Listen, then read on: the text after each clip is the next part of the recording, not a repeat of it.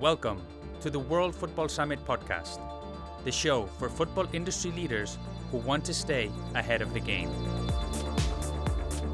We bring you the latest insights, trends, and stories from the experts driving innovation and progress in sports business worldwide. Join us as we dive deep into the ideas and initiatives transforming the world of football. From sustainability and innovation to player development, fan engagement, and everything in between. Our goal is to unite the global football industry and drive positive change and progress. Hey guys, welcome to another episode of the World Football Summit podcast. I'm your host, Jaime, Director of Content and Communications at World Football Summit. Football legend Andrés Iniesta has just acquired a stake at FC Helsingør, a club in Denmark. And it turns out a friend of the show, Jordan Gardner, was owner at the club a couple of years ago. So I wanted him to help us understand more about the opportunity that Iniesta has identified at the club and in Denmark. We also talk about the trend among athletes becoming owners, his leadership framework during his time there. I mean, you can already tell this was fun. Before we kick off, a quick reminder, don't forget to subscribe and rate the podcast on your platform of choice. You can share it with your colleagues in the industry or even with Andrés Iniesta himself. And if you want to stay ahead of the curve, subscribe to our newsletter. You'll find the link in the show notes. Remember, World Football Summit Asia is taking place on December 2nd and 3rd in Riyadh. Will you be there? You can check the details on our website. And now, nothing else from my side. Let's welcome back Jordan Gardner.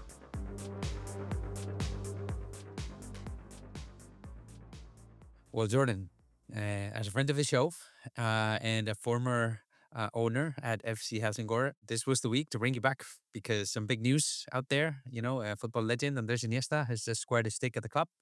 And I thought, who's going to be the best person to talk to? And your name came to mind instantly. So welcome back. How have you been? Good. Yeah, no complaints. Thanks for having me. Well, you were a key part in seeing the club, transform. So when you carried the club, I was curious, what was your vision? And how, I guess, how does it relate to what we just see now in Andrés Iniesta being part of the ownership group? Yeah, I mean, I think there's probably some similarities in terms of what attracted his group to Helsingør and our group as well. I think there are probably two main reasons that we ended up in Helsingør. And number one, we wanted a little bit of a smaller club where we can kind of show proof of concept as owners and executives that we could run a football club well. And, a lot of the folks in my investment group and people we were involved with had either invested themselves or been involved in other larger clubs, whether that's Premier League clubs or Serie A clubs, and they wanted something a little bit smaller. So I think that was one reason the club was interesting. And then the other reason, which I think is probably more in line with what Iniesta's group is looking for, is we were attracted to Denmark specifically because of the ability to bring in foreign players. And I think a lot of our investment thesis at the very beginning was for us to bring in players from North America. And Denmark, generally speaking, has very limited rules related to foreign player restrictions. So you can bring in quite a few players from outside the EU. And I think for us at that time, we were seeing a large influx of American players looking towards Europe, but a lot of the players weren't getting attracted to the top clubs. So we felt like there was an opportunity to bring in players at a little bit the smaller club where we could develop them and then sell them on to bigger clubs. The challenge that we ran into was we ran into COVID and we couldn't bring in foreign players because of all the COVID restrictions. We couldn't build a scouting infrastructure that we had planned in North America to identify a lot of that talent. And so we really had to pivot a lot of our business model around the type of recruitment we were doing. Obviously, Iniesta's group now doesn't have to worry about that. That's not something that they're going to deal with. So I do think there's some similarities in that. But those were probably the two main reasons that we ended up, more specifically from kind of an investment thesis perspective, ending up in Denmark and at FC Helsingør. Interesting. And actually, in our first conversation on the podcast, we talked about one of your leadership frameworks, which was, had 3 pillars. It's culture, stability, and leadership. So I'm wondering, from your perspective, do you think now that Andrés is going to be involved in his ownership group, are they going to bring all those 3 pillars to the table? Yeah, I mean, it's hard to tell. I mean, Andres, I think, I don't know him personally, but he has a very good reputation in terms of being, a footballer with a lot of leadership characteristics. And I think a lot of former players that do go into the management side and the ownership side of football do bring that. And that is a very beneficial piece of ownership and running a successful football club. I think for him, he's going to have to obviously figure out who's running the club on a day-to-day basis, who's hiring as his coach. I know they've they've been kind of working. We'll get to this in a minute, but his agency has been involved in the club for the last 6 to 12 months, I think. And so they've brought in a Spanish manager. They brought in quite a few Spanish players. So they're going to have to figure out how that culture interacts with the domestic culture in terms of Danish players, Danish talent, Danish staff.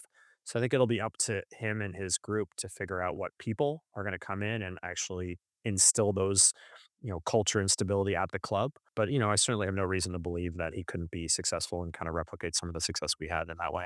And it goes back to something we discussed before, which was it all goes back to people, no? That's kind of what's going to be the difference maker. I guess I'm wondering, Jordan. I mean, because when people talk about investment in football, they don't always think about Denmark or a club like Helsingborg, like the first opportunity, no? So what is it about that ecosystem, about the Danish football industry, that makes it attractive for investors? Yeah, I think certainly, again, as I mentioned, foreign player restrictions are a big one. I think you have a lot of foreign ownership groups and a culture in and around, accessibility in terms of not just bringing in foreign players, but having foreign ownership and having a little bit of new ideas. It's obviously a relatively small country. So I think there's a need to bring in a lot of talent, both on and off the pitch from outside the market. So it's kind of a little bit of a melting pot in terms of lots of ideas. I think the domestic footballing infrastructure is very strong. I think you look at the national team has done quite well over the last 5 to 10 years. Some of the top clubs in the Danish Super League, or whether that's Brøndby, FC Copenhagen, are quite well run. And you're seeing a market where you can create a sustainable football club, certainly developing and selling players. The academy system is strong. So also what attracted us is a lot of clubs have excellent infrastructure. Obviously across Scandinavia, infrastructure is something it's pretty strong. So that's something that attracted us. So playing style is good. I think it's just when you look at a lot of markets, certainly across the globe and in Western Europe, you have a lot of challenges related to just running a business in that country and language and culture. And I think whether it's true or not, there's a perception that those things are a little bit easier in Denmark. Obviously, for us, most people speak English in Denmark, so that does make things a lot easier. We certainly ran into some cultural differences with the way businesses are run in a place like Scandinavia versus North America. But generally speaking, I do think it's a bit of an easier place to run a football club and own a football club than some of the other markets out there. Hmm. And it's interesting. No, you were mentioning about culture, the academy. I mean, at the end of the day, the entire ecosystem is just it seems favorable, no, which I guess helps. Now, when you look at someone like Iniesta, and you see all this trend around, players becoming investors and owners in clubs, do you think he's going to be? Let's frame it another way.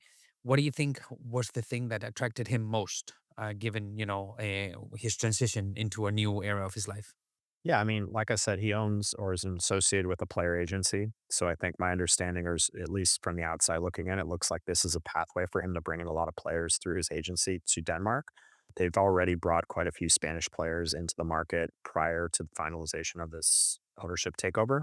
So I think it's a pathway for them to bring in players that they can develop and presumably move on and sell towards bigger clubs. It's obviously much easier to do that and actually control the process when you own the club versus being on the outside looking in. So my assumption is it's entirely, or at least the main business model behind it, is to develop and sell players and bring in players through his connections and his global network with his agency.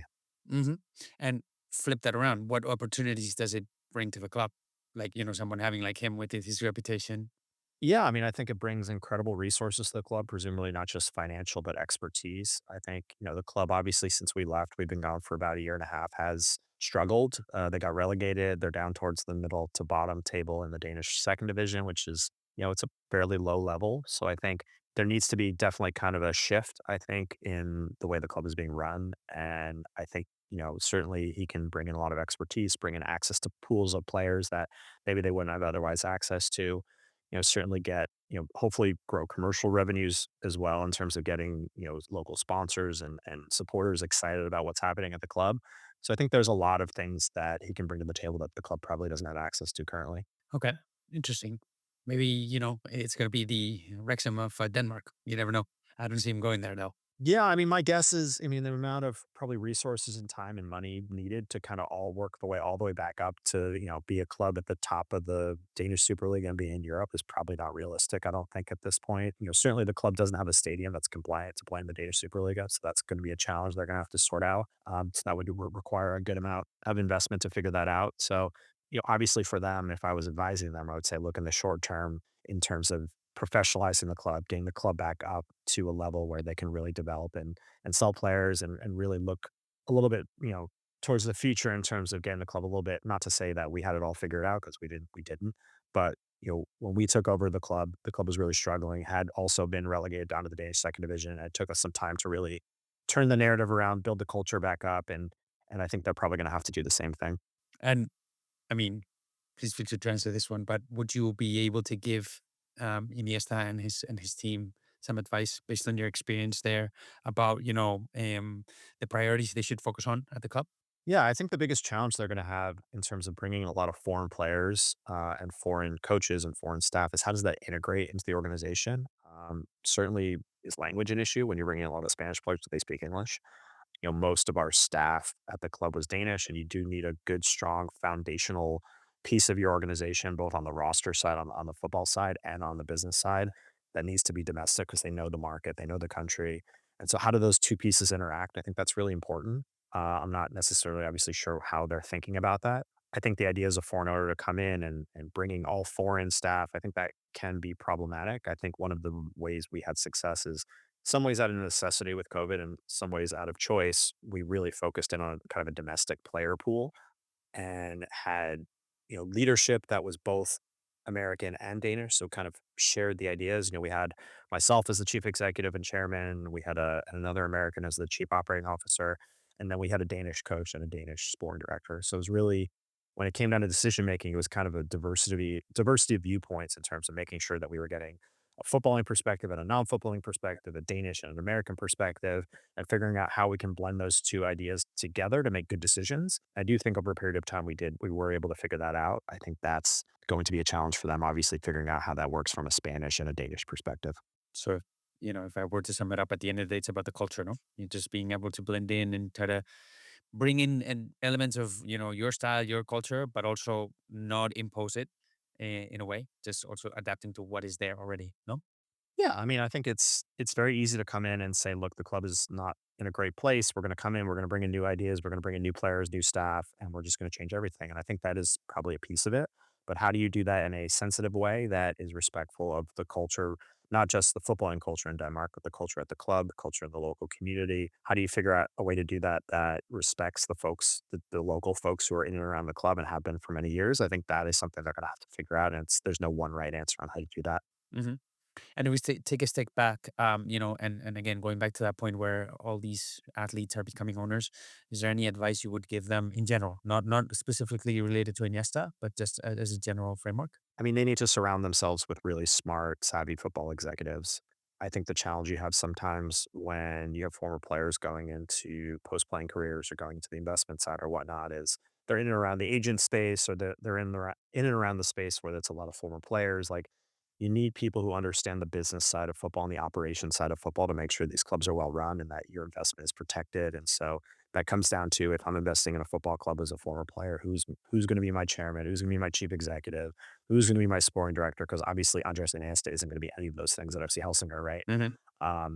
So it's about surrounding yourself with good people and identifying that talented people that you trust and can help you, execute whatever your vision is. I think that's important. I would say a lot of the former players that I see that do invest in the space are doing it in a passive way. They're coming in as minority shareholders or passive shareholders, which in that way is less important. But if you're Andres Iniesta buying through, with his group a majority share of a club, it's super important to bring in the right people and surround yourself with good folks. Yeah, definitely. And do you see, for example, now that we're seeing all of this trend, you want to call it trend, around multi-club ownership, do you see FP Helsingør becoming a part of a group that has several clubs around the world? It's possible, yeah. I mean, I think it's, certainly I think Denmark, there are several groups in Denmark that are part of multi-club ownership groups. I think, again, for the reasons we described in terms of ease of doing business, infrastructure, and certainly the access to talent, developing players, it would be an attractive market to be part of a multi-club group. I think for Helsingør specifically as a club to be viable as part of a multi-club group, it certainly has to probably get promoted again once or get back a little bit to a higher on the pyramid in Danish football. Because again, once you go down too far, you're looking at, even if players perform, it's difficult for them to move on. They're just the level play is too low. And I think I think the level play is actually better than people think in the Danish second division. But if you really truly want to professionalize the club and develop players and do something bigger, you need to get higher up on the pyramid. I think that's probably Mm, what I would advise would be a first step for them, and then they can think bigger. mm, okay, good point. Good point. And before we wrap up, Jordan, and again, thank you so much for this one. As always, it's been awesome. I don't know, any bold predictions you have for the club in the next couple of years? Yeah, I mean, it's hard to tell, right? I don't necessarily know what their thesis is in their investment plan and what kind of resources they're looking to invest in the club. Obviously, I think I have a lot of respect for Danish football in general. There's a lot of different groups that run football clubs, both domestic and foreign groups that have come in that do a really good job. And I don't think it's necessarily going to be easy for these guys to come in and magically get clubs promoted. And I think there's probably an assumption that they're going to bring loads of money to the table and try to use that to get promoted immediately. I'm not always necessarily sure that's the case either. So I don't necessarily have a bold prediction. I guess for them, my hope would be at least getting promoted once and then stabilizing the club and someday thinking about the Danish Superliga. I don't know if that's realistic or not for them. Maybe for them, it's more realistic to really sell players over a period of a couple of years. But I think it's going to be more difficult than probably most people think. Yeah, probably. Probably they're using this, as you said, as a proof of concept, no? Yeah. So let's see where that takes them, you know? Yep. Anyway, Jordan, as always, this has been fun. This has been awesome. Thank you for your insights. We'll see if Iniesta listens to this, and hopefully, he can reach out and you can tell him more about it. Okay? All right. Sounds good. Thanks, Ame. Thank you. And there you have him, Jordan Gardner, as always, with practical advice, very direct and straight to the point. And that's why I always like to have him on the show. And I think it was a good time to have him here. And just some takeaways for you to take home after his experience at Helsingør. Hopefully, again, Andres is going to listen to this one. First of all, it's about testing the proof of concept. And the investment thesis. This is at the end of the day a good way to enter a new era of one's life, and see without, let's say, too much pressure, I would say, but just good enough in terms of the quality and also important what Jordan was saying, that the ecosystem is very favorable, no, in terms of the foreign ownership already there, the infrastructure, culture, academy. I mean, Denmark is just an amazing place for football. They're passionate, so I think it's a good move by him because of that culture, if you will, that ecosystem that is built there, but also because it is a club that's going to enable him to actually develop and do stuff, so that's going to be interesting. Obviously, the club is going to benefit from probably the resources that he's going to bring, not only financial but also his expertise, the talent pool he's going to be able to access to. I mean, that's going to be an interesting play. I don't necessarily see the club becoming the new Wrexham of Denmark, but it is going to be interesting how the club evolves, and hopefully again, ever since we had Jordan back on the first episode, Helsingborg has been deep at our hearts. So hopefully we'll see him succeed. But at the end of the day, really the important thing is the culture. How that's going to be the challenge, I guess, how he can bring the outside perspective, but also blend in with what's already inside the club and the culture of the club to kind of like help it thrive and move forward. Anyway, guys, I hope you liked this one. It was a quick episode, but I think it was very practical and very insightful with Jordan. If there's anything that stood out to you, make sure you reach out on social media and before you go, of course, don't forget to subscribe, rate the podcast on your platform of choice. You would not believe how much that helps us. And of course, share it with anybody that you think is going to get value out of this, all right? Thank you for tuning into this episode of the World Football Summit podcast. I hope you have an awesome day, and we hope to see you next time.